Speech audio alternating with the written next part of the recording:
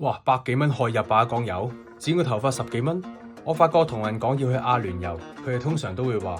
好貴嘅喎，咁有錢嘅咩？難怪嘅，油王、酋長、摩天大樓、紙醉金迷係地球人嘅第一印象。去完阿布扎比同杜拜，我話俾你聽阿拉伯聯合酋長國嘅另一面。搭水上的士穿梭傳統市集，2個零銀錢；一樽1.5 升嘅大水個半；飛個法10個半；街邊泊車1個鐘4個零銀錢；入油1 lit 5個半；